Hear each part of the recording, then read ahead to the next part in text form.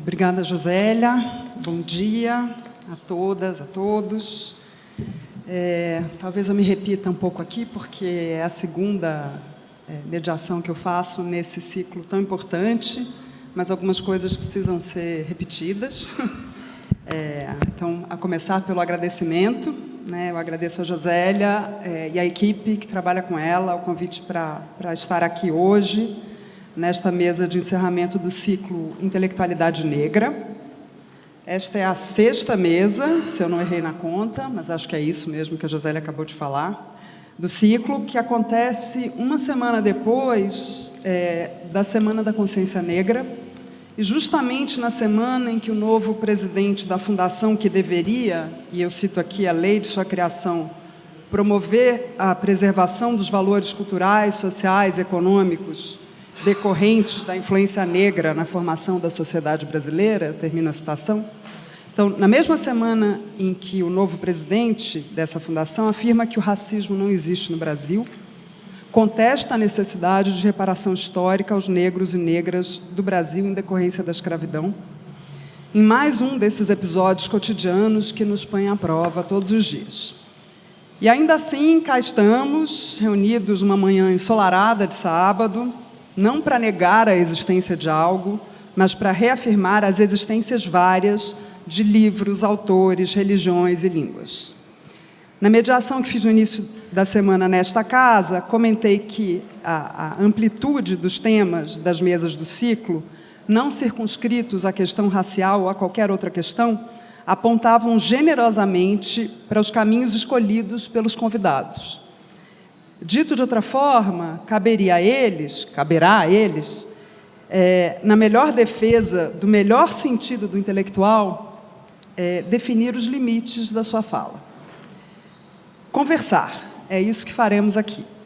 Não à toa, temos aqui reunidos pesquisadores de cartas, de tradução e de ruas. Todos convergem ao seu jeito para o encontro. Acho que é essa a ideia maior aqui desse ciclo também. Com o tema desta mesa, erudito e popular, não é diferente. Nele cabe o mundo, não só o Rio de Janeiro do Simas, a São Paulo da Lígia, a Bahia do Tiganá, e cabemos todos. Cada um dos convidados de hoje usa a própria erudição para falar do popular. E não só isso. Talvez, simplesmente, na verdade, não há nada de simples nisto, sejam capazes de enxergar a erudição contida nos saberes populares. Como eu também já disse esta semana, nesta mesma sala, é tanta conversa, são tantos sotaques e histórias, que poderíamos ficar dias em torno desta mesa. Então, não percamos tempo, vamos começar. A Lígia Ferreira, aqui ao meu lado, é paulistana e professora da Universidade Federal de São Paulo, a Unifesp, onde dá aulas de literatura e língua francesa. Ela morou muitos anos na França, onde fez seu mestrado. A tese de doutorado, que também fez por lá, é sobre a obra de Luiz Gama, autor sobre o qual a gente já conversou numa outra ocasião, e sobre quem a Lígia tem muito a dizer, embora eu acho que hoje ela não vai falar prioritariamente dele, mas também dele. Ela é autora de Primeiras Trovas Burlescas de Luiz Gama e Outros Poemas, que saiu em 2000 pela Martins Fontes, e Com a Palavra Luiz Gama, Poemas, Artigos, Cartas Máximas, que saiu pela Imprensa Oficial em 2011, entre outras publicações. Eu cito sempre assim algumas, né? Porque senão fica uma coisa extensa e formal demais. O compositor, cantor, poeta e pesquisador Tiganá Santana é baiano de Salvador. Este ano ele lançou o seu 4º disco, Vida Código. Antes dele vieram Massalé, de 2010, The Invention of Color, de 2012, Tempo e Magma, de 2015. Faz o pós-doutorado no Instituto de Estudos Brasileiros da USP, universidade onde se doutorou este ano, e autor de um livrinho chamado Oco Transbordo, de 2013, que saiu pela Rubra Cartoneira Editorial. O Luiz Antônio Simas é escritor carioca, professor e historiador das coisas miúdas, como ele já se definiu uma vez. Escreveu com Ney Lopes, o importante, famoso e ganhador, já que a gente está na semana do Prêmio Jabuti, ganhador de livro do ano do Jabuti de 2016, Dicionário da História Social do Samba, que saiu pela Civilização Brasileira em 2015. Ele é mestre em História Social pela Universidade Federal do Rio de Janeiro, UFRJ, E o Simas é autor de novo, eu estou citando apenas alguns livros, Almanaque Brasilidades, que saiu pela Bazar do Tempo em 2018, e O Corpo Encantado das Ruas, que saiu este ano pela Civilização Brasileira. Então, eu agradeço muito a presença de vocês, claro, do público, mas dos três aqui hoje. E eu vou começar, então, propondo uma pergunta por vez para cada um, e depois a gente faz uma pergunta para os três. Acho que a Josélia falou também, mas vocês podem fazer perguntas por escrito e o pessoal da Mário ajuda a recolher, tá? E aí eu vou recebendo e depois eu faço, então, essas perguntas. Lígia, vamos começar por você. Neste ano, você publicou um capítulo chamado Mário de Andrade, Africanista, que saiu no Aspectos do Folclore Brasileiro, pela Global. No seu pós-doutorado, você fez uma pesquisa da correspondência do Mário com Arthur Ramos, né? E o Mário foi muito alguém que articulou essa ideia do erudito e do popular. Então, se você pudesse falar um pouquinho sobre isso para a gente, contar da sua pesquisa, contar desse capítulo, por favor. Então, bom dia a todas e a todos. E eu vou repetir um ritual que foi inaugurado pelo Ricardo Aleixo no início desse ciclo, onde ele saudava os presentes, visíveis e os invisíveis. E o primeiro desses invisíveis que eu gostaria de saudar é o meu mestre, Mário de Andrade. Nosso mestre Mário de Andrade, que é o que faz com que nós estejamos aqui, todos reunidos. Depois a gente pode também cumprimentá-lo lá na frente, naquele busto que se encontra à direita. Então, é isso. Eu tenho alguns amores, né? O Luiz Gama, bom, aquela grande paixão, e o Mário de Andrade, que é também uma outra paixão de toda a vida, e eu fico muito feliz e agradeço ao convite da Josélia, da biblioteca, de estar aqui e de estar nessa mesa que encerra o ciclo, ao lado da querida Rita, que já me acompanhou, né, no evento anterior, na Flip de 2018, ao lado aqui do Tiganai, do Simas, que também eu tenho a honra de conhecer hoje. Sim, eu fiz o meu pós-doc, aliás, somos dois, né, iebianos. Ele está fazendo pós-doc lá no Instituto de Estudos Brasileiros, que é um lugar maravilhoso, um Instituto de Estudos Brasileiros, não sei se vocês conhecem, que fica na USP, está abrigado lá, naquele prédio maravilhoso, onde a gente tem duas grandes instituições, que é a Biblioteca Brasiliana Mindlin, de um lado, e o IEB do outro. E o IEB, na verdade, o arquivo do IEB começou ao receber o arquivo pessoal de Mário de Andrade, né?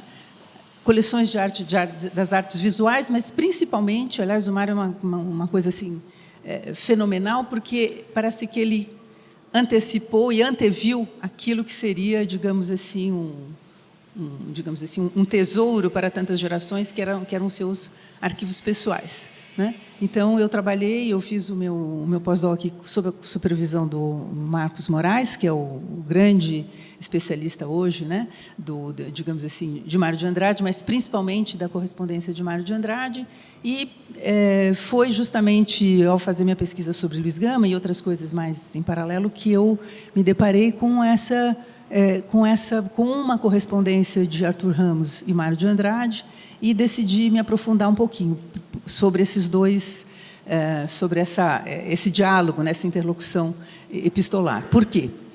Porque Mário de Andrade, acho que a gente tem ouvido várias coisas, né? Existem tantas, como é que eu posso dizer assim, curiosidades a respeito de questões, às vezes, até pessoais, né, dos intelectuais, mas o que interessa a gente é sempre o legado dele. Então, pouco importa se era ou não era isto ou aquilo, mas eu acho que uma coisa que ficou muito pouco descortinada, e a partir também dessa pesquisa da correspondência de Mário, Arthur Ramos, que, eu não sei se é do conhecimento de vocês, é um antropólogo, médico e antropólogo, que foi contemporâneo de Mário, logicamente, e teve a infelicidade, como Mário também, de morrer muito cedo, né?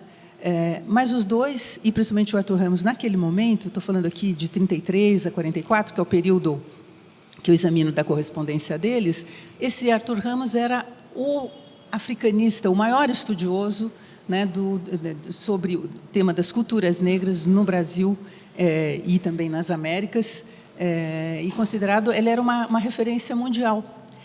E o que me interessou nessa correspondência?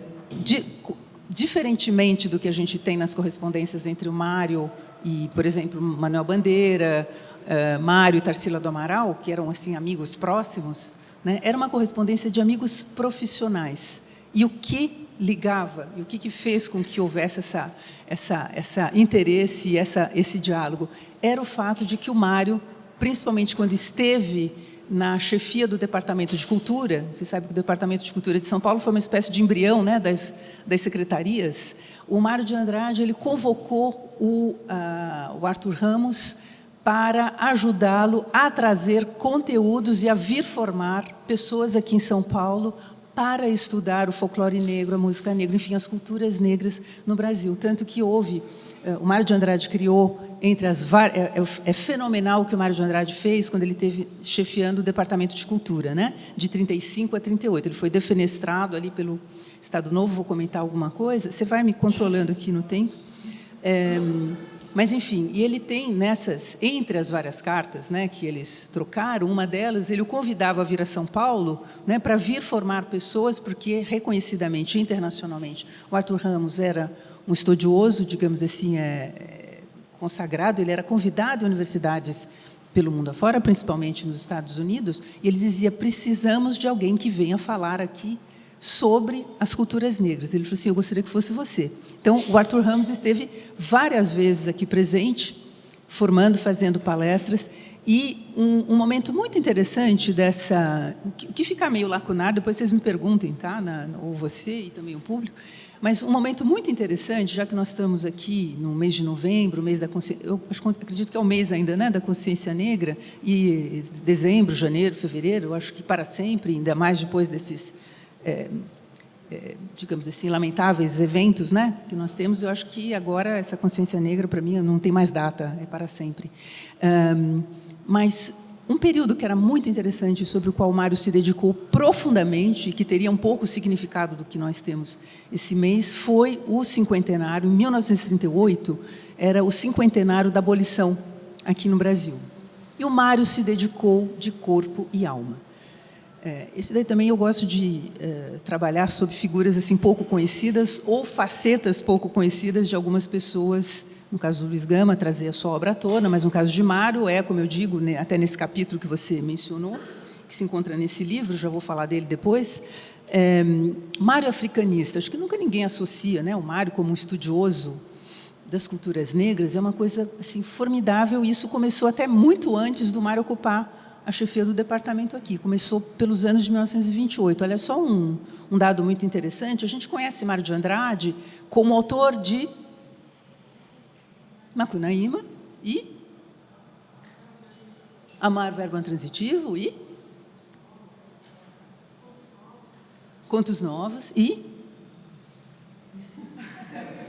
Sabatina da professora. Gente, claro, eu vou dizer, aliás, eu escrevo todos os anos na minha agenda, né, do ano, uma frase do Mário de Andrade.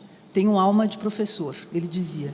Então, eu me reconheço nessa frase também. Então, tenho alma de professora, lamento, peço desculpas a vocês. Porque é mais gostoso ouvir os artistas.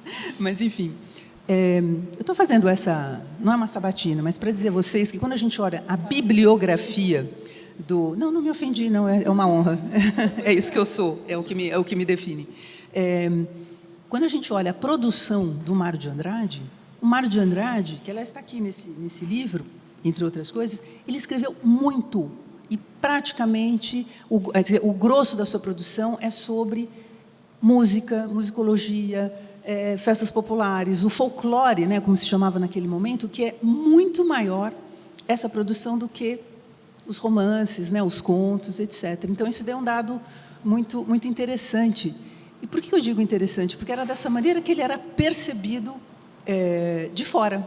Né? A palavra africanista, estou falando assim uma coisa meio desconchavada, até nem é muito de professor isso, mas, enfim, a palavra africanista que eu usei aqui, o Mário não se definia como africanista. Quem ouviu como africanista foi o Roger Bastide, que eu encontrei isso também numa carta. E outras pessoas que se comunicavam com ele o reconheciam, nós estamos falando aí de anos 30, como um grande estudioso da música negra, que ele não conseguiu sistematizar a tempo, embora ele tenha deixado, isso foi o resultado da pesquisa que levou à edição desse livro, que foi organizado pela Ângela Grillo, pesquisadora do IEB também, orientanda da professora Teliancona Lopes. Esse livro deveria fazer parte de um esquema definido pelo Mário para a edição das suas obras completas, e essa palavra africanista aparece na correspondência de Mário com vários intelectuais e outros estudiosos mundo afora, brasileiros como o próprio Arthur Ramos, Roger Bastide, que mal chega a São Paulo já o identifica, já o chama de africanista, quer estudar, eu tenho até algumas coisas publicadas, o Roger Bastide, que nós conhecemos tanto, né, como estudioso das culturas negras, ele, quando chega ao Brasil, ele pede ajuda de Mário, 2 meses depois de chegar aqui, e depois do Arthur Ramos, para se iniciar no estudo da cultura negra, das religiões negras, etc. Isso que a gente não sabe, né? Eu tenho dito assim, o Roger Bastide teve 2 mestres brasileiros, que é o Mário e o Arthur Ramos. Mas, enfim, para voltar a essa questão desses estudos africanistas, o Mário também trocou muita correspondência com sul-americanos, com uruguaios, com argentinos, com pessoas que solicitavam os seus estudos para poder reproduzi-los ou fazer o seu método. O Mário era um grande... como professor, ele criou muitos métodos para análise, digamos assim, do folclore, análise de música, coleta de material da etnografia. Ele fez as suas viagens, até ele diz, né, muito do meu material eu recolhi lá, os que ele chamava os cantos, né, as canções de feitiçaria, é o termo que ele usa, mas naquele momento ele está se referindo aos cultos de matriz africana. Então, o Mário ele era percebido de fora, e essas cartas foi uma descoberta assim, para mim também, de ver como, não só no plano nacional, mas internacional, ele era visto dessa forma. E, voltando, que eu não esqueci, o ano de 1938, 50 anos da abolição da escravidão, o Mário deixou...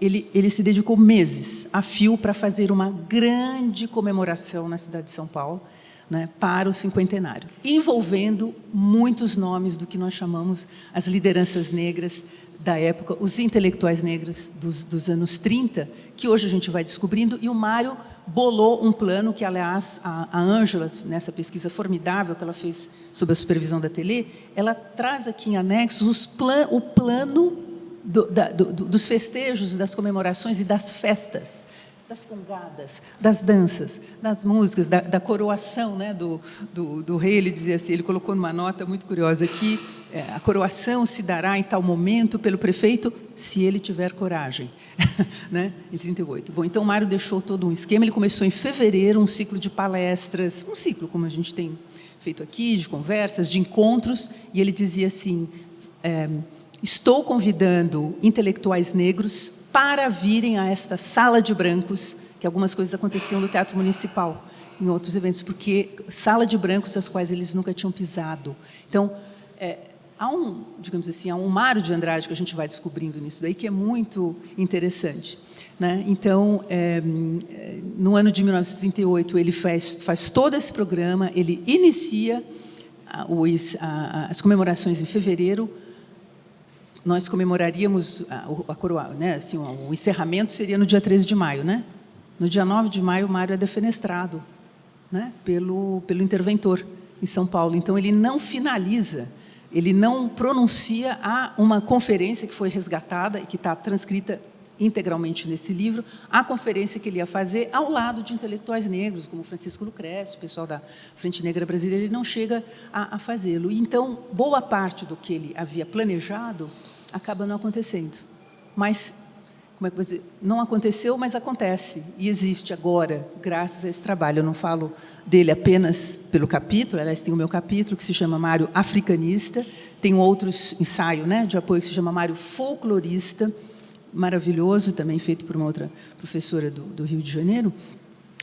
E eu acho que esse aqui, até eu vim pensando aqui, eu falei assim, a Josélia precisa mostrar esse livro e os planos para o prefeito ou para o secretário, porque, quem sabe, não fosse o caso, né, na virada, enfim, em algum momento, repetir esse plano aqui, onde vamos transitar aí entre o erudito e o popular, onde ele coloca brancos e negros, pessoas digamos, das festas, militantes, né, como nós diríamos hoje, estudiosos, ele bota todo mundo junto para conversar e traz para o que ele chama para a sua sala de brancos. Então, foi uma experiência que eu acho maravilhosa. E, para mim, uma grande descoberta, e também com esse diálogo que extravasa, né, através das cartas, a gente vê como isso extravasou um pouco o caso brasileiro. O que eu poderia dizer mais nessa questão é que o Mário deixa alguns textos, que estão aqui também, que são 3 conferências depois sobre a questão negra, e vocês sabem que o primeiro livro de poemas do Mário, publicado em 1917, se chamava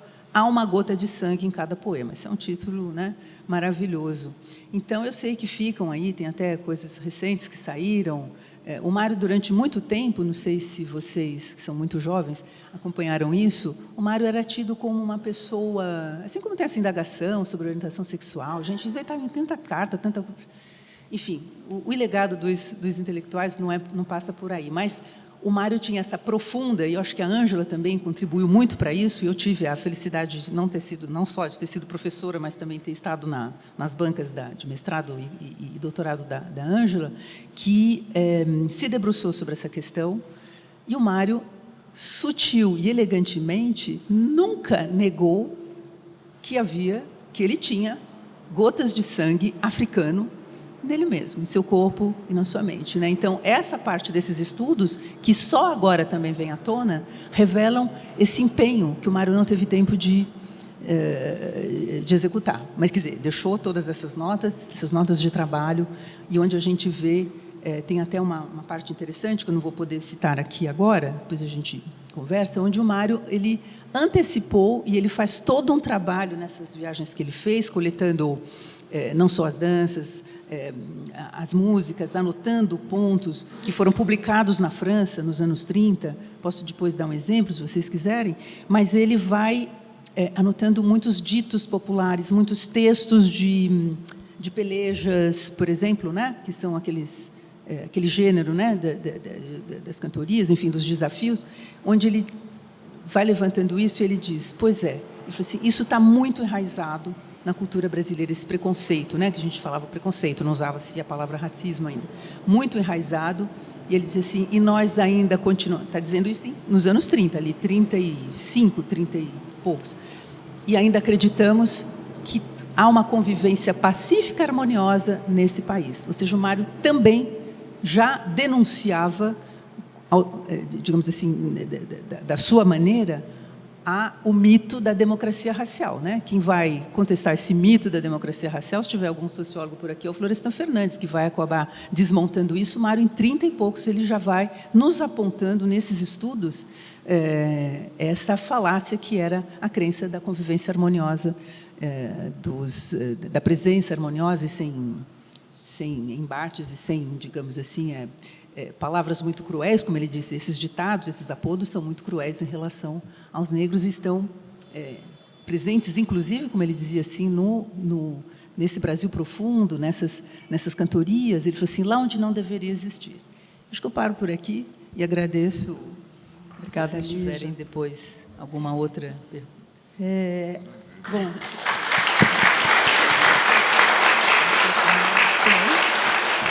Eu acho que cada um acho que tem microfone para todo mundo. O Tiganath, acho que a maior parte das pessoas deve conhecer pelo trabalho como músico, mas na apresentação que eu fiz, eu destaquei o trabalho dele de pesquisador, que enfim, que não deixa de ser também um pesquisador musical, mas é um pesquisador que explora a tradução e mesmo a construção, a identificação de uma cosmologia, né? Então, de alguma maneira, ele recupera, acho que você pode falar um pouquinho sobre isso, a formação. Ele é formado em filosofia pela Federal da Bahia. E aí, Tiganath, eu queria te pedir para 2 coisas, assim, ver se você consegue reunir numa mesma fala, se você pudesse falar um pouco de como esse seu trabalho do doutorado, ele se articula a uma discussão da ideia de negritude, que, aliás, eu fui ler um artigo e descobri que uma das referências do Tiganath era a Lígia, um artigo da Lígia, então está tudo em casa. Eu nem sabia que eles já se conheciam pessoalmente, foi uma surpresa. Mas, enfim, eu acho que essa discussão está colocada junto com, mesmo essa ideia que eu lancei na apresentação, de como a erudição ela vai aparecer também na ideia da tradução, né? Quer dizer, você vai estudar alguma coisa que já foi traduzida, né? E você vai falar disso também em português. Enfim, se você pudesse contar um pouco da sua tese, dessa discussão da negritude, e, se sobrar um tempinho, falar de como isso se reflete no seu trabalho como músico, se não for uma exigência assim muito ampla. Bom, vamos lá. Bom dia a todas e todos. Quero reiterar aqui a minha honra de estar ao lado dessas pessoas que eu admiro imensamente, né? Querida Lígia, a Rita e o Simas, né? E estar em interlocução com vocês. Vocês ouvem bem? Desculpe, porque é mania de músico, né? Para saber se... Bom, eu queria começar por um fio, uma fonte condutora, né? Que é a seguinte: há 78 anos atrás, precisamente, portanto, a 30 de novembro de 1941, uma senhora em Salvador, Dona Zulmira de Santana, iniciava-se na religião do candomblé, né? Então, essa senhora vive, ela iniciou-se aos 7 anos, e por alguma obra do destino, eu me iniciei nessa religião por meio dela, não é? De modo que ela é a minha sacerdotisa. E hoje faz 78 anos de iniciada. E iniciou-se no candomblé de linhagem que a gente chama, de modo genérico, Congo-Angola, não é? Para uma força, uma energia que, dentro de uma presença banto aqui no Brasil, sobretudo por herança dos Bakongo, né? A gente chamaria de Inquice, e esse Inquice chama-se Zumba, mais conhecido talvez nas linhagens Nagô e Jeje como Nanã. Portanto, força, energia responsável pelo saber. Mãe da morte e dos mistérios. Chamo isso de fonte condutora por ser uma energia responsável pelo saber. E acho que o motivo deste nosso encontro hoje aqui, quer dizer, com essa bipartição erudito popular, diz respeito justamente a uma certa perspectiva epistemológica, né? Portanto, a uma certa perspectiva quanto a modos de conhecer e modos de saber. Com isso, eu digo, na sequência, que hoje, e estamos aqui hoje e a falar também de hoje e a retomar outras temporalidades hoje, essa perspectiva binária erudito popular é algo absolutamente complicado, Porque,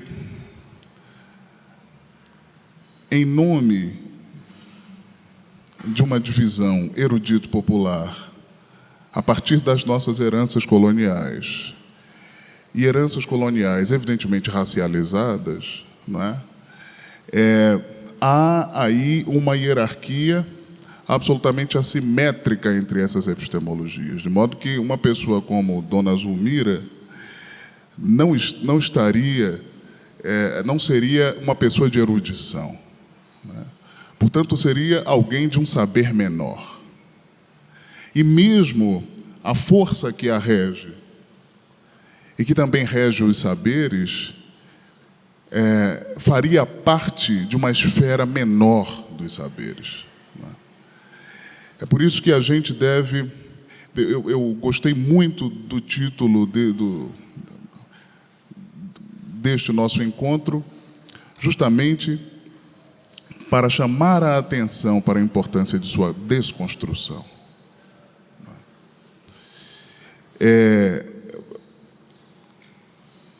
Essa força, essa prática de cosmovisão, a partir do qual a Dona Zulmira fala, candomblé, palavra também que, quer dizer, um certo aportuguesamento de uma palavra de origem banto, também de lomba, indombele, candombele, ou seja, nós louvamos a divindade, não é? E também candombele é um lugar onde se pratica, não é? Não à toa as pessoas falam aqui no Brasil, quer dizer, se refere ao candomblé como uma experiência religiosa, mas como um lugar para onde se vai. Porque em Kikongo, sobretudo, Ka também é um locativo, né? Candombele, ou seja, o lugar onde se louvam forças, não é? E antes de chegar a isso, não sei se todas as pessoas que aqui estão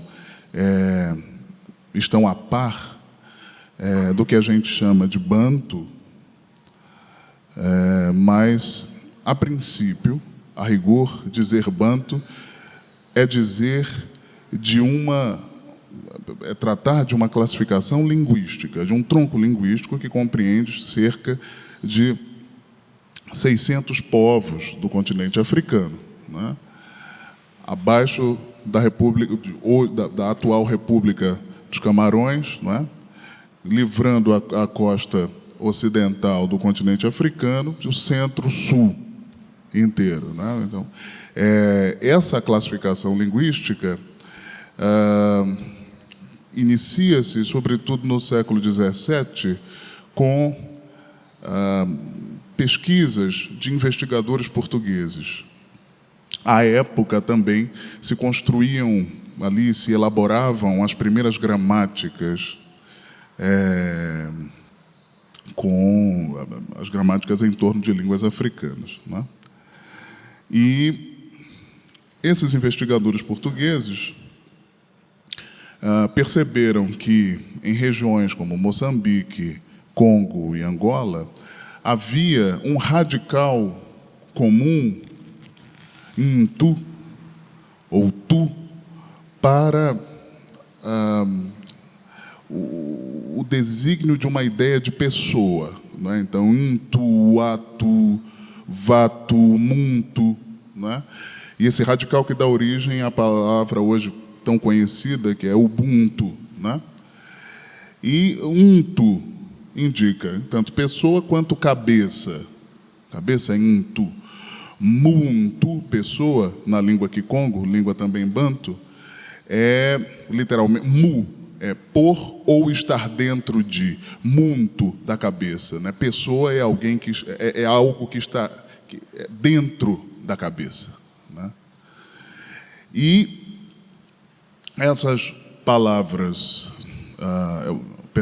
essas línguas banto, em geral, têm as suas formas plurais por meio de prefixação. De modo que o plural de muntu é banto, portanto, banto significa pessoas. A princípio, como disse, trata-se de uma classificação linguística. Depois, evidentemente, subjetivamente transborda essa classificação mais rigorosa, né? A grande presença africana, afrodiaspórica no Brasil, tanto sob o ponto de vista diacrônico, quanto sob o ponto de vista de permanência e de presença, é banto, né? Então, a gente tem uma herança, evidentemente, no que se chama de português brasileiro, né? A presença de línguas banto, sobretudo do quimbundo, do kikongo e do umbundo, né? O quimbundo chegou a ser, sim, a certa altura, em determinadas regiões, na Bahia, por exemplo, língua franca, né? E a gente fala cochilá, né? Fala caçula, fala xingar, né? Todas essas palavras, essas especificamente, têm origem no quimbundo, né? Algumas delas substituem, inclusive, o étimo em língua portuguesa, né? Caçula é um exemplo disso. A gente não fala Benjamin, né? Filho mais novo. A gente fala caçula, que vem de caçule, do quimbundo, filho mais novo. Filho mais novo ou filha mais nova.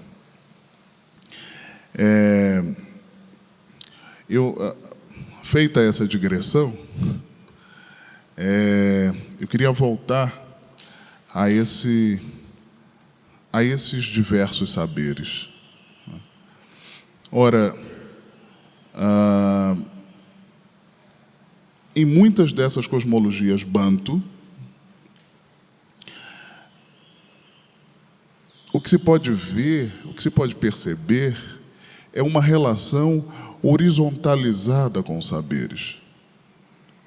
Há uma sentença proverbial banto que diz que todas as pessoas têm o direito e o dever de ensinar e aprender.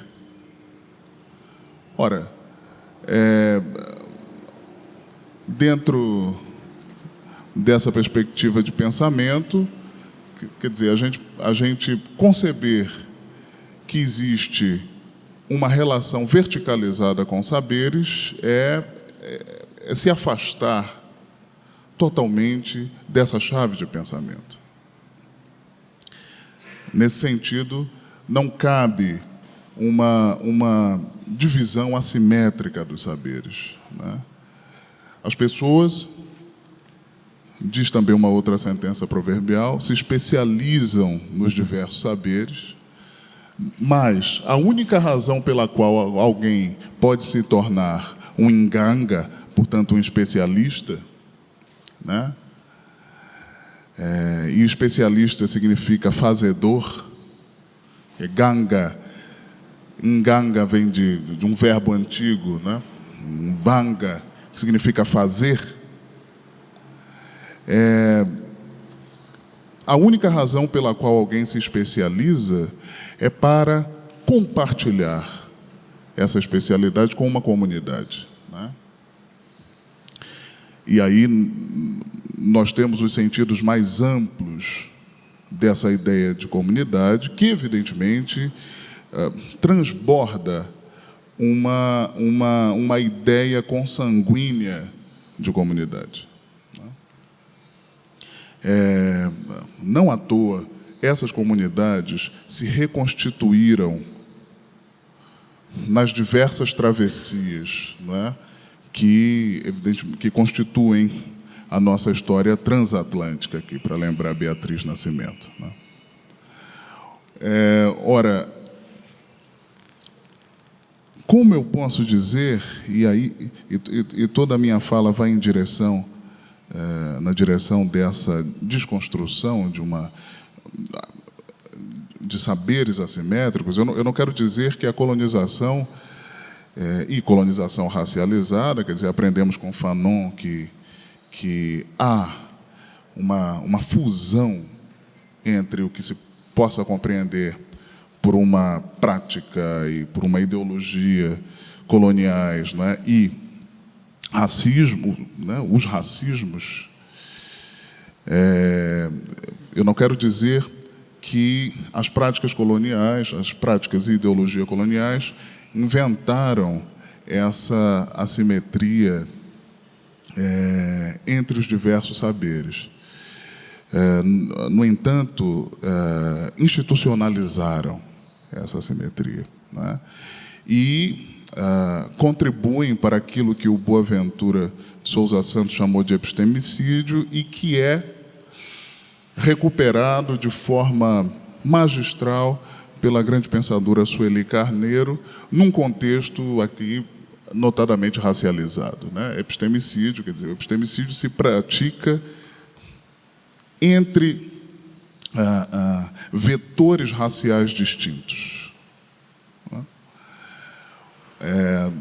No caso do Brasil, né, entre um núcleo hegemônico, eurocentrado, né, euro-referenciado, e as civilizações, povos, pessoas subalternizados, né? E, evidentemente, a gente tem que assumir as dimensões raciais, porque é isso que caracteriza, sobretudo, a história do Brasil, né? Não nos esqueçamos de que, muito provavelmente, a escravidão ali promovida pelo continente europeu, pela parte hegemônica, né, do continente europeu e continente africano, né, da África subsaariana, marcadamente, foi provavelmente a primeira na história da humanidade que se tem notícia, que era ancorada justamente pelas teorias racistas, né? Quer dizer, regressa do racismo científico de Arthur de Gobineau, ou racismo biológico, né? Mas a construção do negro, uma construção, portanto, externa aos íncolas da África subsaariana, é uma construção que justifica a escravização. Portanto, o que justifica a escravização é um argumento racial. De modo que é impossível não se falar disso quando a gente fala da hierarquização das formas de conhecer o mundo entre as cosmologias, cosmovisões, etc. É disso, quer dizer, falando hoje, é disso que se trata uma ideia binária do erudito e do popular. Ora, eu não posso dizer que não é repleto de saber, de recursos epistemológicos profundos, né? Uma senhora dentro de uma comunidade que fala em calunga, por exemplo, nos momentos certos e oportunos, né? Sendo calunga, quer dizer, essa calunga que é citada na canção dos meus amigos, né, Roberto Mendes e José Carlos Capinã, de Macemba, que noite mais funda calunga no porão de um navio negreiro, ou a calunga recuperada pelo grande poeta Edmilson de Almeida Pereira, relendo, conversando com o poema, né, do Cemitério Marinho do Paul Valéry. Essa calunga que é oceano, que é mar e que é morte, né? E que nos dá uma outra perspectiva de força originária. Veja bem, aqui calunga. Ka, como eu disse antes, é um locativo, né? Em Kikongo, na língua Kikongo. Lunga é razão, Ka, lunga é o lugar da razão, né? daquilo que é justo, mas não justo no sentido de justiça, mas no sentido de justeza, né? Nada sobra nem falta. Isso é Kalunga. Kalunga é a força líquida que transbordou o vazio. Kalunga o Alungambung, se diz em Kikongo. Kalunga transbordou o vazio. A força originária, ou melhor, uma relação de forças, uma relação originária de forças, a partir da qual outras coisas passaram a ser, né? A partir da qual outras ontologias se originam.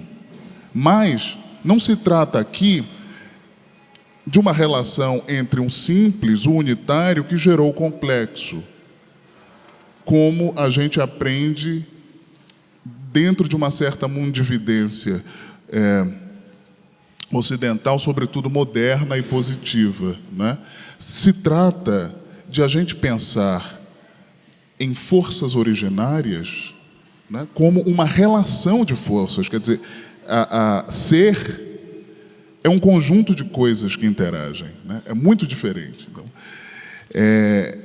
Então, Kalunga é essa força complexa, uma relação de forças, é por isso que eu me recuso a traduzir Kalunga como Deus, né? Acho que a gente tem com isso uma subtração complicada, e eu penso sempre a partir de hoje, né? E essa Kalunga, que é morte também, e que é o fio de água em que se pode mergulhar para se chegar a outras dimensões, né? É a Kalunga que está no maracatu, a boneca da Kalunga do maracatu, né? É a Kalunga, portanto, que é evocada, como disse, em canções. Eu mesmo fiz uma canção chamada Mama Kalunga, né? Dando aí um certo caráter feminino a essa força, que evidentemente não é feminina nem masculina, né?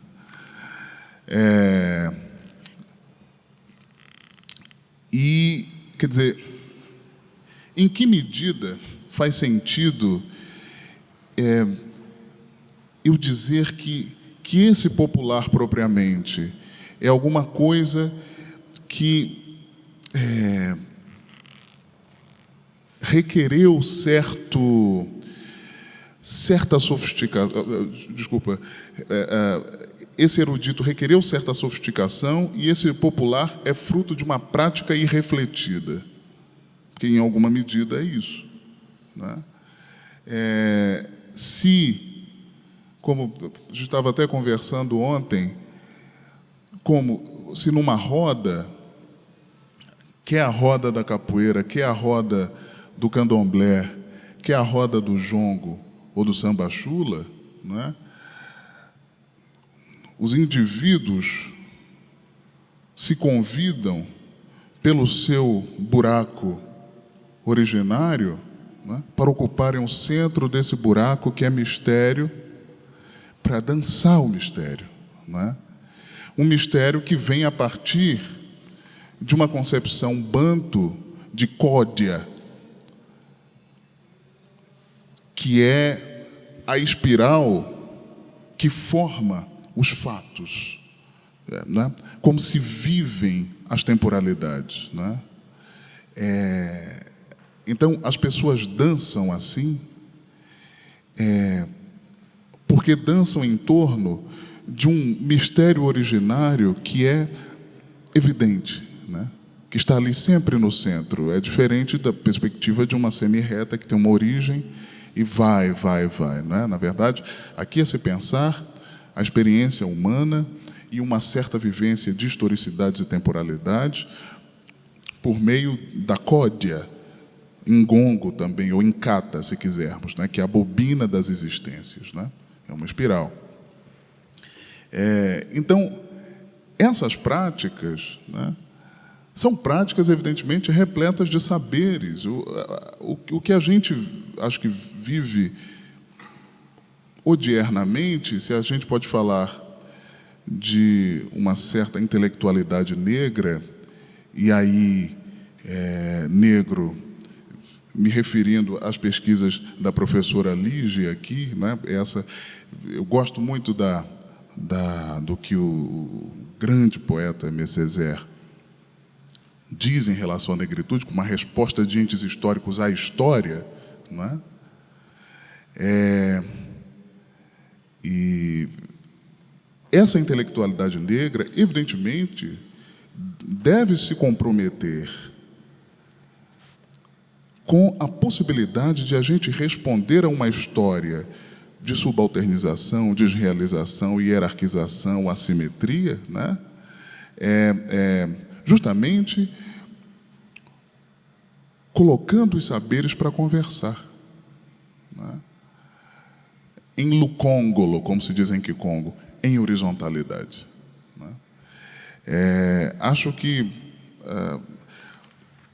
a princípio, é isso que eu diria, e a gente pode falar mais depois, tá?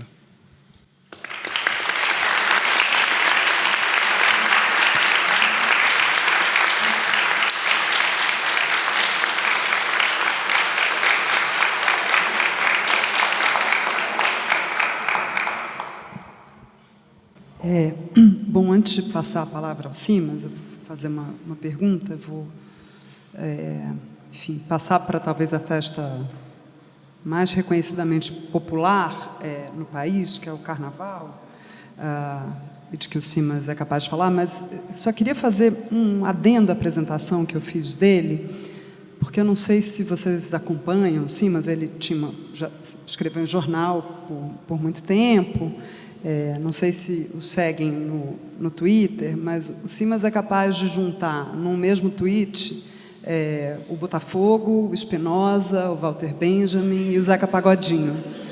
Então vejam só como ele articula, né, no sentido mais vertical da erudição, assim, usando um pouquinho do que vinha sendo dito aqui, o erudito e o popular, né?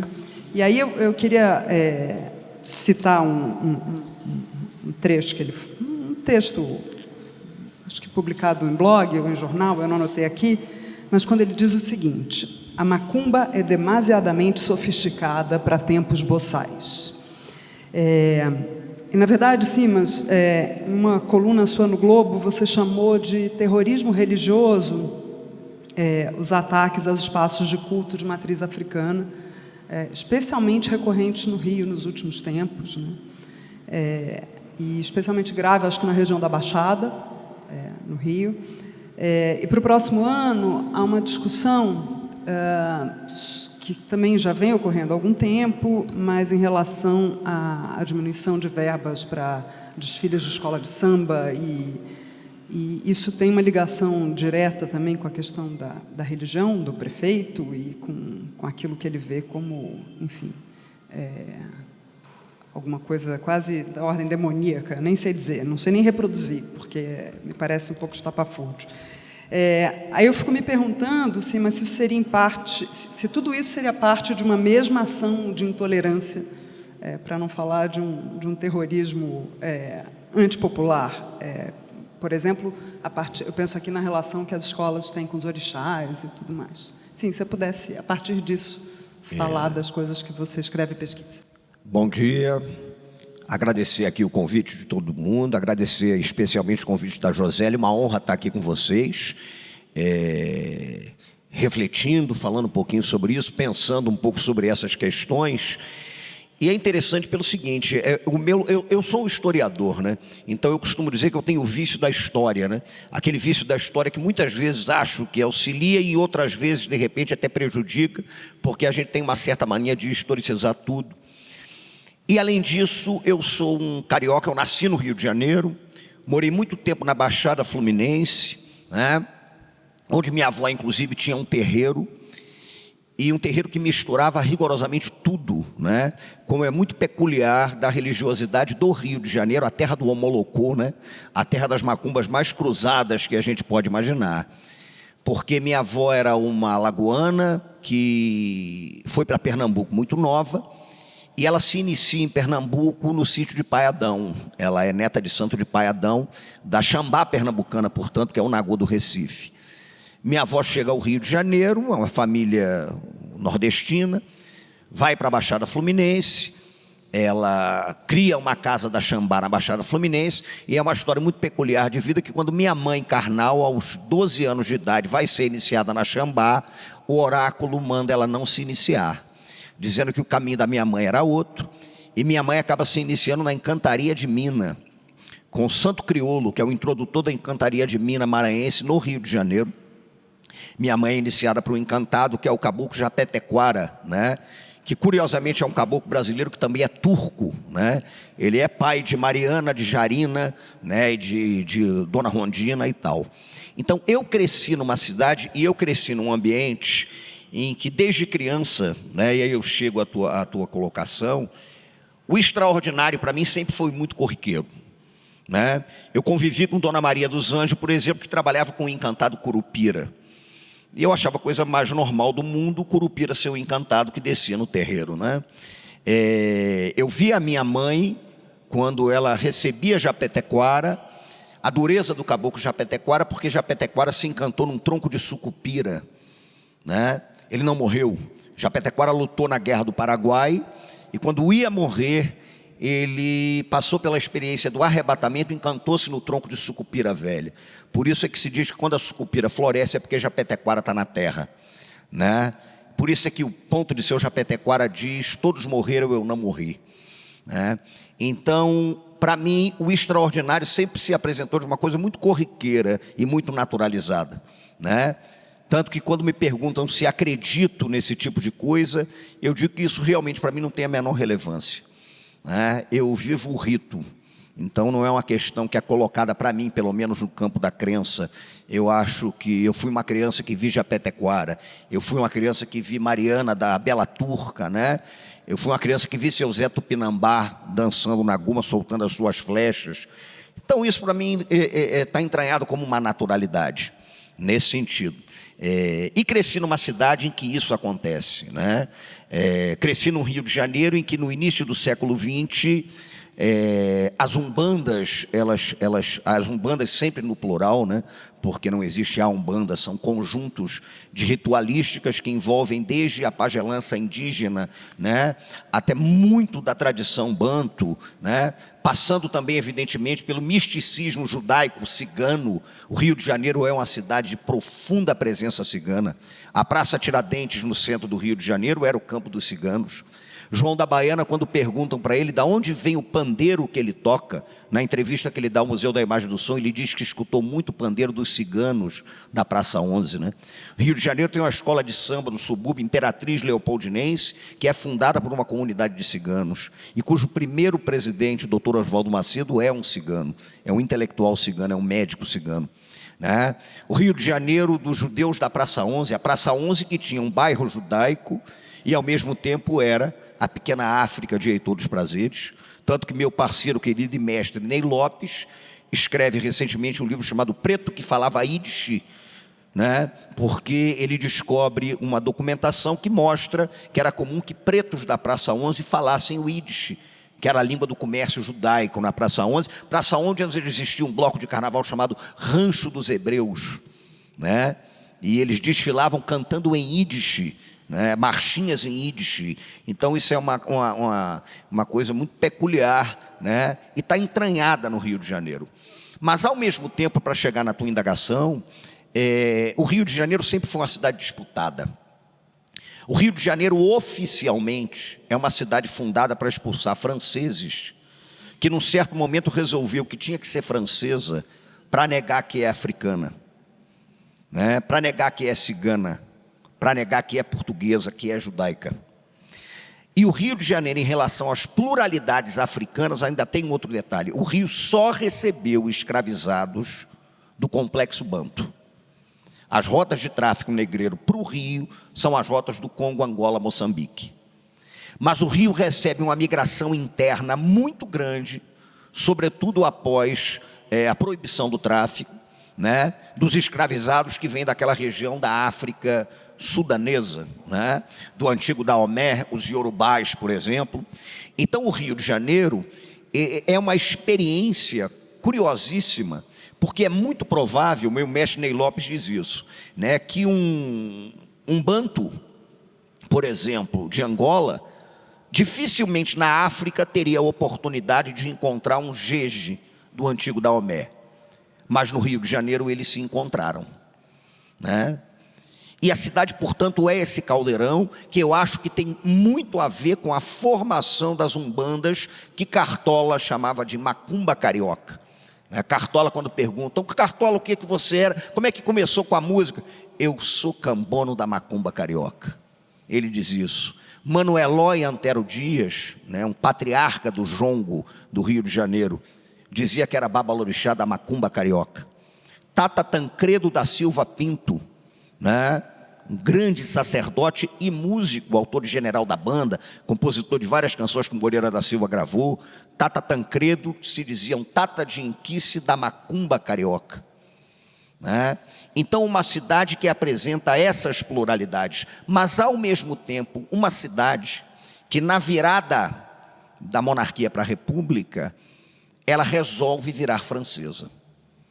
É a cidade das reformas urbanas do Pereira Passos, é a cidade que derruba o sítio da sua fundação, o Morro do Castelo, com Carlos Sampaio, né? É a cidade que aprova uma lei de vadiagem, que fundamentalmente vai criminalizar todas as manifestações das populações afro-cariocas.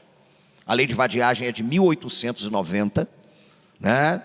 Então a cidade do Rio de Janeiro vivia esse impulso entre o desejo de ser uma França, né, e aquela pulsão magnífica dos saberes africanos, dos saberes ciganos, dos saberes, enfim, plurais, como o Tiganá ressaltou aqui com muita propriedade.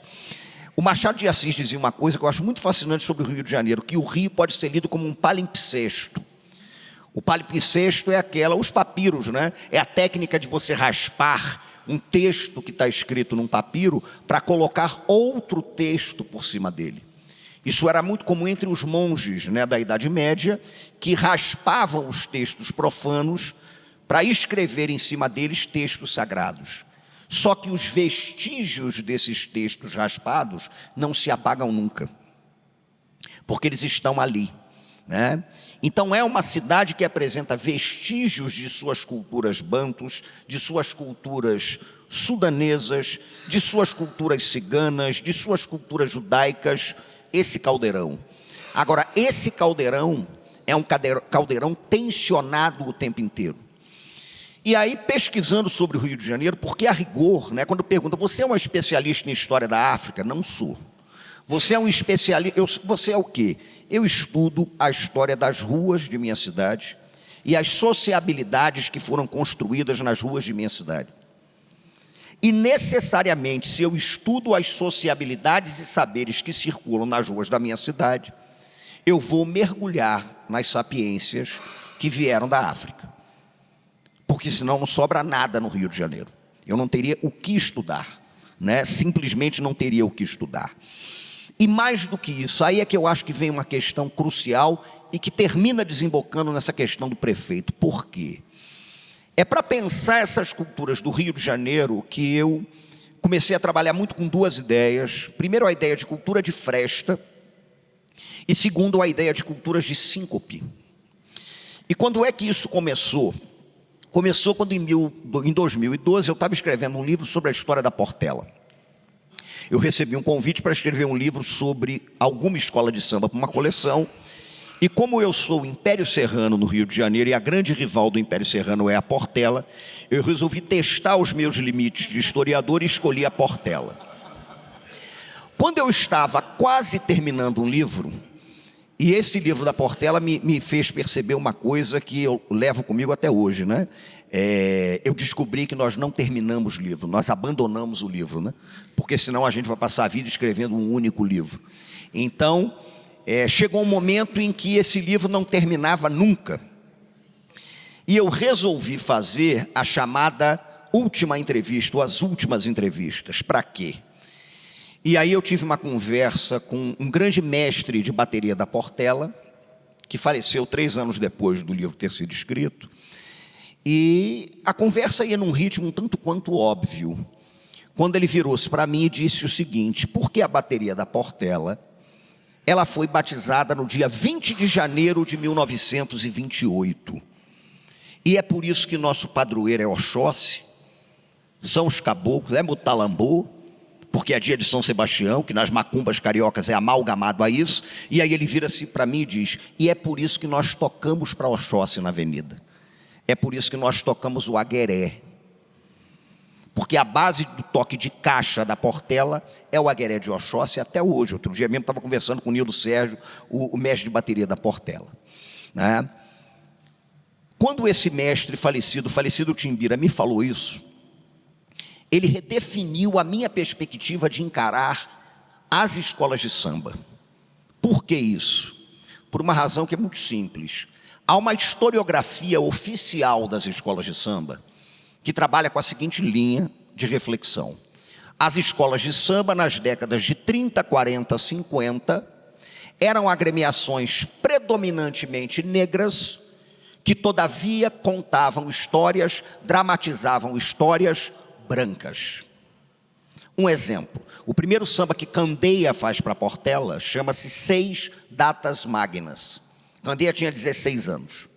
A letra desse samba diz: foi Tiradentes o Inconfidente, que foi condenado à morte. 30 anos depois o Brasil tornou-se independente. Era o ideal se fazer um país livre e forte. Independência ou morte Dom Pedro I proferiu, mas uma nação livre era o Brasil. Foi em 1865 que a história nos traz. Riachuelo e Tuiuti foram duas grandes vitórias reais. Foram os marechais Deodoro e Floriano e outros vultos mais que proclamaram a República. 4 dias após foram criados os símbolos da pátria amada. Nossa bandeira foi desfraldada e pelo povo todo foi respeitada. Aí quando você observa essa letra, ela não tem rigorosamente nada que diga respeito às culturas do samba, de Oswaldo Cruz, da onde vinha Antônio Candeia Filho. E aí a historiografia das escolas de samba diz o seguinte: as escolas de samba desfilavam contando histórias das grandes efemérides, dos grandes feitos e dos heróis da pátria. Tudo bem, mas eu comecei a discordar disso. Por quê? Depende do que você escute. Porque enquanto o samba da Portela, numa gramática que podemos chamar aqui de normativa, está contando a história da Batalha Naval do Riachuelo, os tambores da Portela estão contando outra história. Passam 1h30 contando a história de uma caçada numa floresta africana. A bateria do Salgueiro tem como base do seu toque de caixa o congo, né? É um toque de congo que está muito presente também, por exemplo, no tamborzão, no funk do Rio de Janeiro, né? Aquela coisa do tum, tum, tum, tum, tum, tacum, tacum, tum, tacum, tacum, tum, tum, tacum, tacum, tum, tacum, tum, tum, tum, tum, tum, tum, tum, tum, tum. E vem a bateria do Salgueiro tocando aquela caixa alta, né? A bateria da Portela toca a caixa embaixo e tal. Ou seja, existem gramáticas do tambor que estão se manifestando aí e que são extremamente sofisticadas, que acabam nos colocando, nós que somos historiadores do samba e das escolas de samba e do carnaval, na necessidade de fazer esse exercício crucial de mergulhar na sofisticação desses saberes, que são saberes de fresta. Em 2018, por exemplo, recentemente, agora, já na era Marcelo Crivella, Império da Tijuca destilou com um enredo chamado Olubagé, o banquete do rei, que basicamente conta uma grande cerimônia para Omolu, né? Para o Vodun Gesmari, enfim, também cultuado como um orixá e urbano. E aí tinha um trecho do samba que dizia o seguinte, bonito aliás: eu quero ver o Omulu dançar, o Opanigé com o seu xaxará, põe pipoca na alguidá, mandingueiro, sinfonia imperial chegou no terreiro, a Totô Baluaê, meu pai, venha me valer, o banquete para o rei, vamos te oferecer, escola de gente guerreira, que traz o suor da labuta e faz o Olubagé no Império da Tijuca. A escola entrou, né? Grupo de acesso. Eu sou jurado do Estandarte de Ouro lá no Rio. Eu estava assistindo esse desfile ao lado de Alberto Mussi, escritor, grande amigo, e que cresceu em terreiro também, daquelas macumbas mais cruzadas, né? Cambono de seu pai Cristóvão das Almas, aquele negócio todo. E aí, quando o Império da Tijuca entrou e o samba disse: eu quero ver o Omulu dançar o Opanigé com o seu xaxará, a bateria bateu o Opanigé. O Opanigé canibal é o toque de Omulu. Pá, pá, pá, tá. A bateria desenhou o Opanigé. Eu virei para a moça e falei: Beto, eles vão bater o Opanigé o desfile inteiro. E eles tocaram o Opanigé o desfile inteiro. E é interessante que quando você olhava a escola desfilando, você sabia quem tinha raspado o fundo do tacho e quem não tinha. Porque quando a bateria tocava o Opanigé, alguns corpos dançavam o Opanigé. Então, quando vinha aquele negócio, tum, tum, tum, aí você via, eu e Mussa ficamos até brincando, dizendo: aquela ali não tem a menor cara, mas olha lá dançando o Opanigé, né? Como é que isso acontece? Por que eu estou dizendo isso? Porque você elabora uma série de discursos, uma série de gramáticas minuciosamente sofisticadas, inclusive para você construir incessantemente sentidos de vida e pertencimento, num país estruturalmente racista e numa cidade estruturalmente racista. Então, onde é que você vai operar essas dimensões de vida? É exatamente na brecha, é exatamente na fresta, é exatamente na síncope. Por isso, quando faço meu trabalho muito relacionado às ruas, né, eu trabalho com a perspectiva de alargamento das gramáticas nesse sentido, para entender que muitas vezes aquelas sapiências, aquelas sabedorias, elas não estão onde achamos que elas deveriam estar, né? Houve uma ocasião que eu escrevi um pequeno ensaio, isso já tem alguns anos, porque eu imaginei um encontro. Isso é uma história também muito curiosa, e aí a gente acaba chegando ao ponto fundamental. Um dos primeiros textos que eu li e que chamou muito minha atenção quando entrei para o curso de História na UFRJ, foi o Tese sobre a escrita da história do Walter Benjamin. E o Benjamin fala naquele texto da necessidade de você escovar a história a contrapelo, né? Não escova no sentido do pelo, que é como sempre se faz, mas o que existe no contrapelo, o que está ali? E eu, quando li aquele trecho, eu reli esse texto do Benjamin algumas vezes, né? Eu tinha uma impressão que eu já tinha escutado aquele tipo de coisa, mas não tinha o menor sentido eu dizer que já tinha escutado, porque certamente eu não li Walter Benjamin antes de entrar na faculdade, com absoluta certeza. Até que um dia, por acaso, eu estava ouvindo um LP de seu Joãozinho da Gomeia, e ele canta o ponto do Caboclo da Pedra Preta em homenagem ao Caboclo da Laje, que é o famoso Pedrinha Miudinha, que Maria Bethânia gravou, que o Cordel do Fogo Encantado gravou, mas tem um detalhe muito peculiar aí. Todo ponto tem o que a gente chama de amarração, né? Uma amarração, ele lança um enigma. E as gravações do Cordel e da Bethânia, elas não cantam o trecho do enigma. O trecho do enigma é quando o ponto diz, né? Pedrinha, miudinha, de Luanda, na gravação do seu Joãozinho, de Luanda, e lajeiro tão grande de Luanda, e três pedras lá na minha aldeia, uma é maior, outra é menor, a mais pequena é que me alumeia, a mais pequena é que me alumeia. O Caboclo da Pedra Preta é um teórico da história.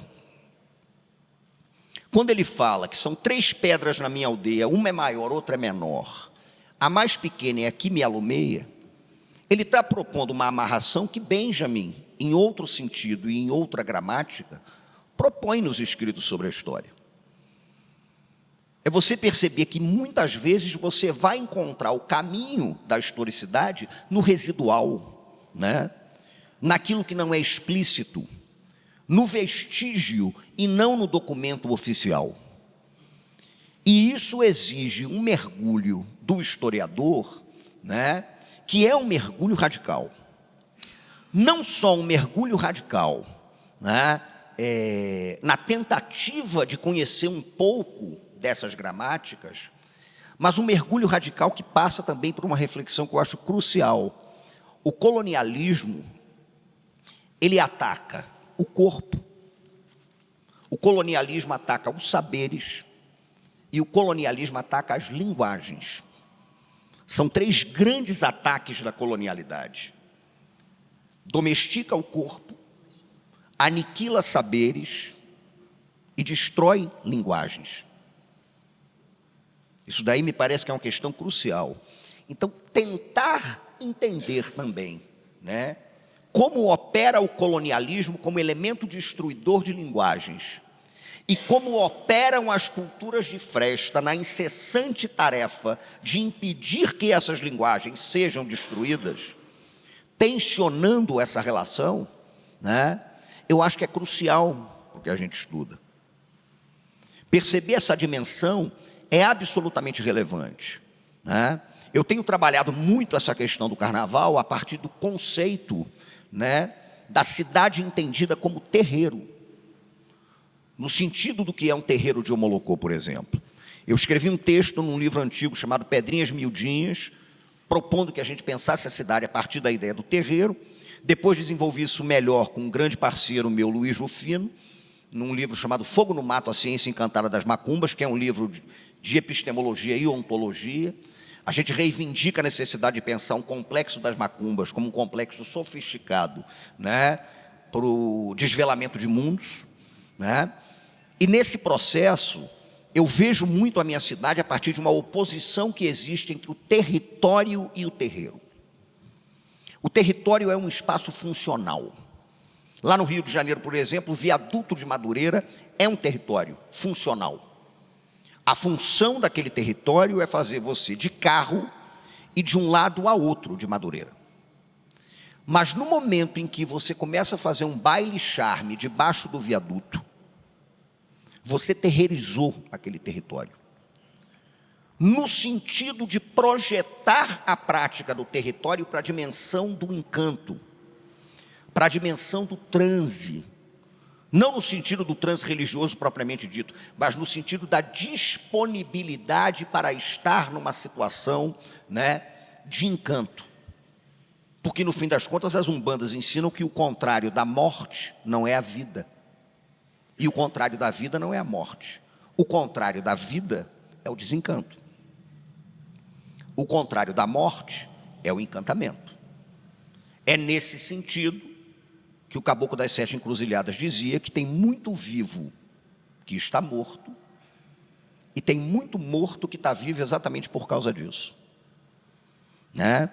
Então é um redimensionamento que se estabelece aí, que exige esse mergulho, né? Nas gramáticas do tambor, nas culturas de síncope, nas culturas de fresta, no reconhecimento, no meu caso, do samba, né, como um modo de saber, porque eu não vejo o samba, isso quem me ensinou foi Ney Lopes incessantemente, né?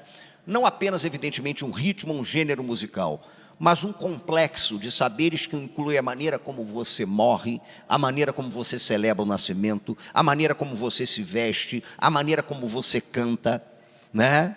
O samba que passou por um processo de desafricanização, né? Muitas vezes, inclusive, tensionado pela indústria fonográfica, que recupera essa dimensão da africanidade, e nem estou dizendo no sentido do ritmo, mas no sentido profundo que foi o que Tigana estabeleceu aqui, né? De um contato com dimensões mais sofisticadas e profundas da existência. Aí eu chego à tua colocação.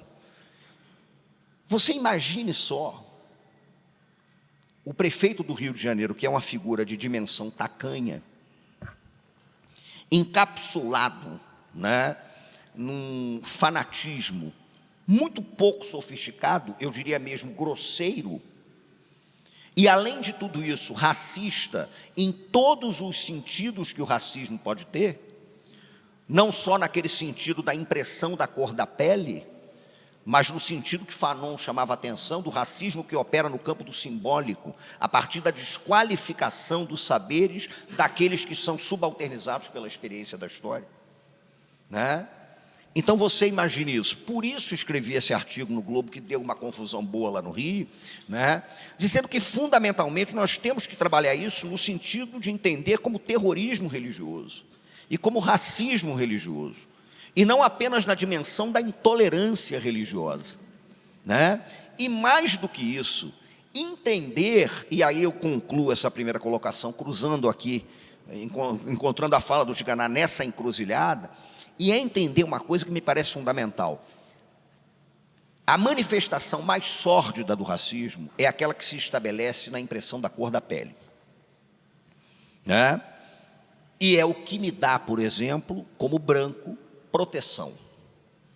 Eu estava lembrando essa semana, numa palestra que dei na Biblioteca Parque do Rio de Janeiro, que houve uma ocasião no tempo em que eu tentei dirigir, até que descobri que não tinha nenhuma condição e nunca mais tentei. Eu estava voltando de uma festa, né? Eu moro na zona norte do Rio de Janeiro, mas a festa era na zona sul, na Gávea, e tinha uma batida policial. Eu estava descendo de carro, o policial mandou parar, policial negro, e falou: documento. E aí eu saltei, eu estava com uma bolsa, né? Lembro exatamente como era essa bolsa, saltei e botei a mão na bolsa para tirar o documento. Ele botou a mão no meu ombro e falou: tira devagar. E olha só, ele falou isso para mim: se você fosse negro, eu te matava agora, porque eu ia achar que você estava tirando uma arma para atirar em mim, né? Eu tenho a proteção da cor da pele para não ter morrido ali. Se fosse um negro, provavelmente morreria. Por isso a necessidade, inclusive, do branco pensar o lugar da branquitude numa sociedade estruturalmente racista, que é o que cabe ao branco pensar, diga-se de passagem. Mas além desta dimensão do racismo, que se inscreve na impressão da cor da pele de uma forma sórdida, há este racismo que se inscreve na hierarquização de saberes, há esse racismo que se inscreve na desqualificação das gramáticas, que não são exatamente aquelas gramáticas do livro, porque as sociedades que criaram o livro, criaram porque elas se esquecem. As sociedades que lembram, talvez não tenham criado o livro porque não precisaram dele, né? São tantas as dimensões que servem para sugerir reflexões a respeito disso, né, que elas são muito intensas. Então, o que está acontecendo no Rio de Janeiro hoje é fundamentalmente um processo que não pode ser diagnosticado apenas no campo da intolerância. É um processo que tem que ser diagnosticado e escarafunchado onde de fato ele atua, que é no campo do racismo estrutural brasileiro. O prefeito é racista, o Estado é racista. O ataque ao carnaval não é um ataque ao carnaval, é um ataque aos saberes que desconfortam o lugar encapsulado onde ele está, porque são saberes que não operam na lógica judaico-cristã, porque são saberes que operam em outras lógicas, com outros canais de sofisticação, em outros canais de descortinar de mundo. É uma batalha, isso está sendo tensionado. Mas se você me pergunta o que vai acontecer, eu poderia me sair bem dessa dizendo que sou historiador. O historiador é um profeta do passado e normalmente erra. Então, se nós erramos profetizando passado, imagine alguma coisa. Mas tem uma coisa que me instiga, queria terminar com isso porque me ocorreu agora. Em 2000 e pouquinho, 2005, 2006, a Beija-Flor de Nilópolis, hoje certamente a escola mais negra do Rio de Janeiro, ela desfilou com um enredo louvando os jesuítas, a catequese e os 7 povos das missões. O enredo era esse, né? E muita gente dizia: porra, mas vai louvar os jesuítas, a catequese, os 7 povos, um samba muito bonito, diga-se de passagem, né? Mas o refrão já começava dizendo: em nome do Pai, do Filho, a Beija-Flor é Guarani, 7 povos na fé e na dor, são 7 missões de amor. E aí o samba começava falando do nascimento de Cristo. Clareou anunciando o novo dia, clareou a luz de uma estrela guia, né, que nos conduz até o menino com a força do destino, que vem unir as raças, né, e para todo aquele discurso. E aí tinha um trecho que dizia: os jesuítas vieram de além-mar, com a força da fé, catequizar para civilizar. Você imagine uma escola negra: os jesuítas vieram de além-mar, com a força da fé catequizar, para civilizar, na liberdade de campos e aldeias, em lua cheia, como dança um guarani. Aí você ouvia aquilo e falava: os jesuítas vieram de além-mar, com a força da fé catequizar para civilizar. Só que tem um detalhe, nesse trecho do samba, até porque a melodia pedia isso, a bateria fazia um desenho de um toque de congo.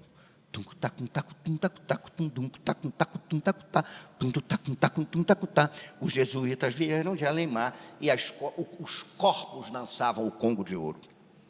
Aí eu ouvi aquilo e dizia o seguinte: o samba está dizendo que os jesuítas vieram de além-mar com a força da fé catequizar para civilizar, mas o tambor está dizendo: não conseguiram. É isso aí, obrigado, João.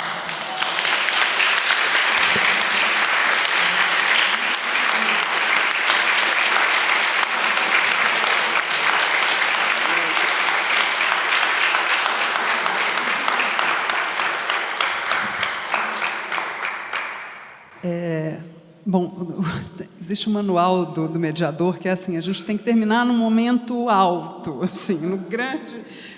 Na verdade, a gente tem 10 minutos, acho que dá para ter ir um pouquinho além. Então, eu vou... tem pergunta já. Eu já ia emendar minhas perguntas aqui, mas tudo bem. Então, vamos lá. Então, uma pergunta para os três. Apesar da atual cena política ser tão perversa, vocês concordam que temos hoje, cada vez mais forte, essa compreensão e Estado, do que não é da hegemonia... Deixa eu ler antes. Essa compreensão e, acho que é estudo, do que não é da hegemonia branca, ou seja, no nível da cidade, estamos mais fortes. Querem que leia de novo? Que eu fui lendo à medida que... Apesar da atual cena política ser tão perversa, vocês concordam que temos hoje, cada vez mais forte, essa compreensão e estudo, eu acho, do que não é da hegemonia branca? Ou seja, no nível da cidade, estamos mais fortes. Acho que é isso.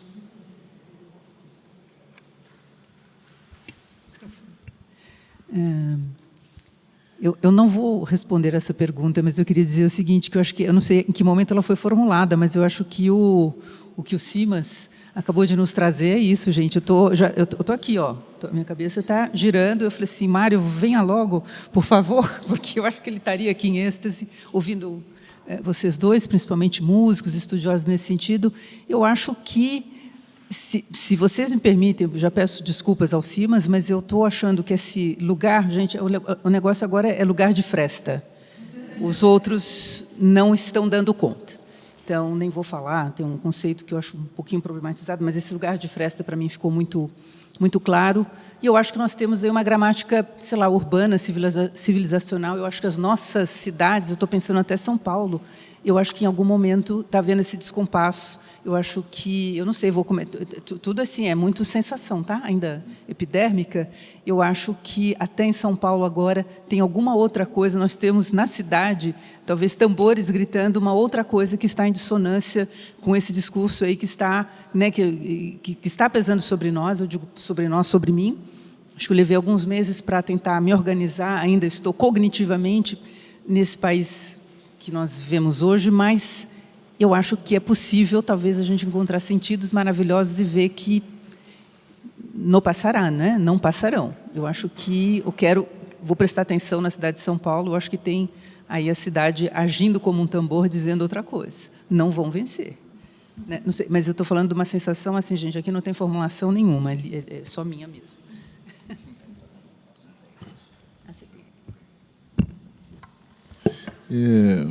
Olha, eu sinceramente acho que tudo acontece desde sempre, não é? Então,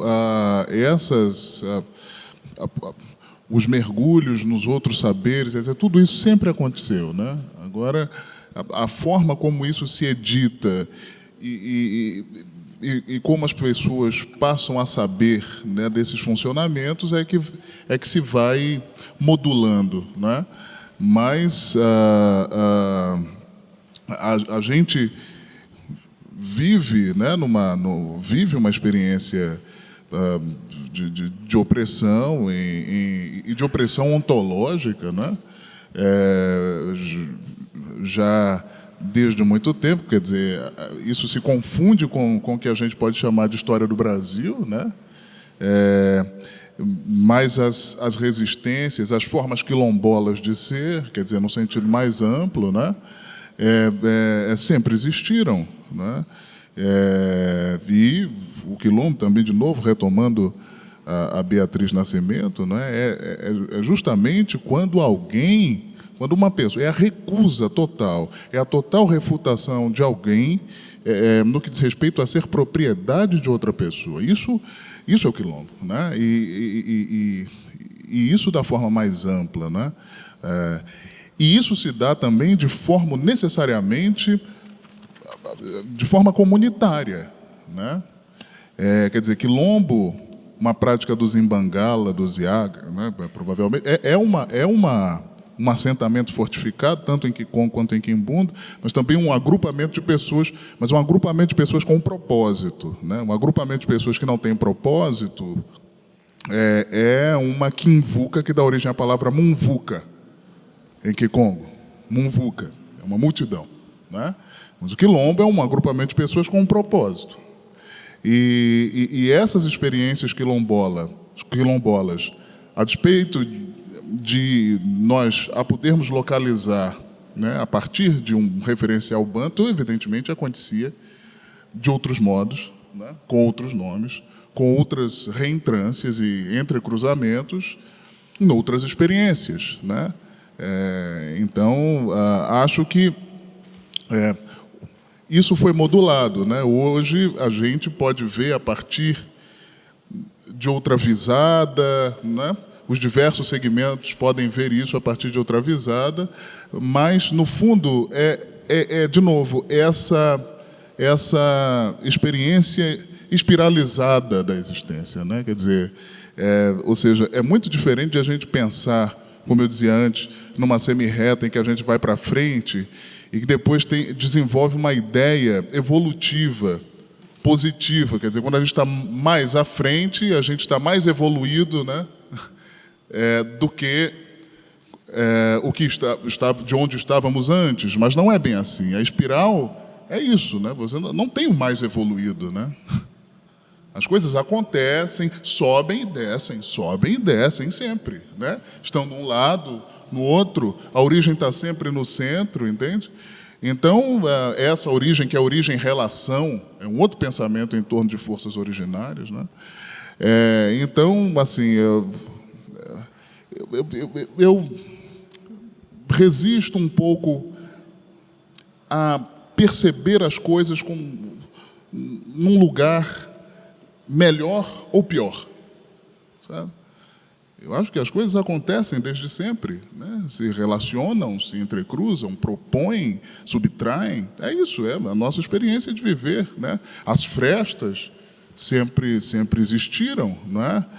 Ser murta, né? Se a gente pensar no que o Viveiros de Castro traz, né? O mármore e a murta, né? A nossa experiência de murta vem dos povos da floresta, mas vem dos povos negros também, existe desde sempre, né? Não acho que seja algo, um privilégio deste tempo, como a opressão também não é uma característica deste tempo, o racismo não é uma coisa de agora, né? Então, o que acontece é que no Brasil nunca aconteceu uma luta franca, entendeu? Então, em algum momento, isso teria que explodir. E as pessoas teriam que reconhecer o Brasil oficialmente como um Estado racista, nas diversas dimensões. Isso explodiu, né? Em determinado momento. Quer dizer, temos 131 anos de abolição oficial da escravatura. O que é isso? O que são 131 anos para um historiador, por exemplo? O que são 131 anos? Né? O Rafael, que está ali, historiador. Então, sabe, a gente está no olho desse furacão, as coisas continuam acontecendo, quer dizer, o projeto colonial segue, mas as formas quilombolas de existir, pensar, ser, entrecruzar, abrir, fechar, né? A capoeira do pensamento, né? Tudo isso continua a acontecer também, né? Com outros meios, outros instrumentos e ferramentas, né? Mas é isso, é o que somos, né? Eu tenho a tendência de achar também que esse processo está acontecendo aí, né? Desde sempre, em certo sentido, você tem, como a gente diz, né? O colonialismo ele acaba com o processo de independência, mas a colonialidade é um fenômeno que permanece, né? E sobre essa questão, eu acho que tem um detalhe aí que só para que cruza com essa colocação também do Tiganá, que é uma história muito curiosa. Então, vou contar ela e responde, de certa maneira, contando essa história, e responde o que eu acho desse processo. Em 2016, perguntou de carnaval, vou puxar de novo para a escola de samba. O Salgueiro destilou com o enredo, que foi uma homenagem a Zé Pilintra, né? Uma entidade importante das macumbas, do Catimbó de Jurema do Nordeste, no Rio de Janeiro e tal. Mas a escola não queria dizer explicitamente que era Zé Pilintra, então foram para um caminho que era falar da ópera do malandro do Chico Buarque. Aí o enredo foi ópera dos malandros, porque o carnavalesco Renato Lage não gostava desse negócio de mexer com macumba, não sei o que e tal, então foi ópera dos malandros. Só que quando você ouvia o samba, né, era Zé Pilintra. Laroê, o samba começava com Laroê, Mojubá, Axé, salve o povo de fé, me dê licença, eu sou da rua porque a lua me chamou, refletido em meu chapéu, malandro descendo a ladeira é Zé e tal.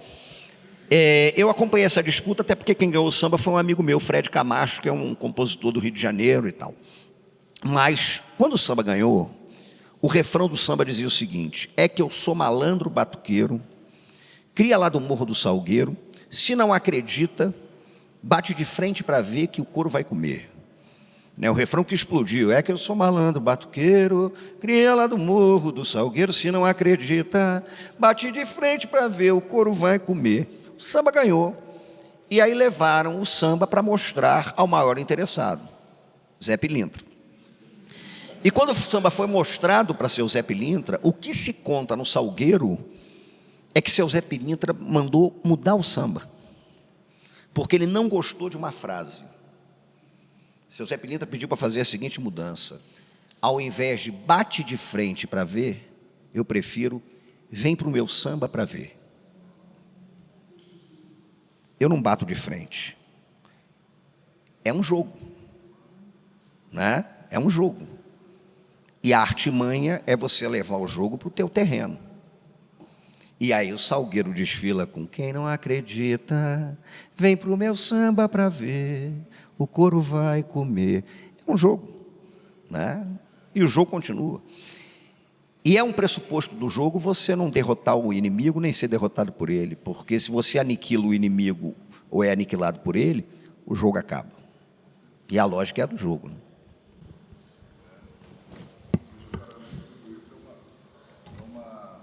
Desculpa, porque é irresistível, né? É uma ética do dizer. A Lígia falou de um certo problema, bom, mas essa é uma discussão muito mais complexa, né? Em torno de um lugar fixo, talvez, de fala, né? Mas a gente pode tratar de uma certa ética do dizer, né? E essa ética do dizer faz com que as alteridades venham para o terreiro, né?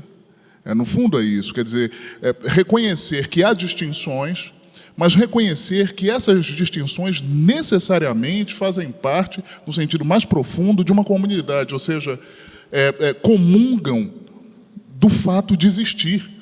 Não é? No fundo é isso, quer dizer, e é isso que o terreiro promove, não é? A partir disso, curiosamente, Simas, você falou do Cântico das Três Pedras, dos caboclos, e foi isso que me levou à pesquisa do pós-doutorado, porque eu estou aqui a desenvolver já nos estertores desse processo, que gosto muito da sua interpretação em torno de uma certa visão, de uma certa experiência da história a partir das Três Pedras.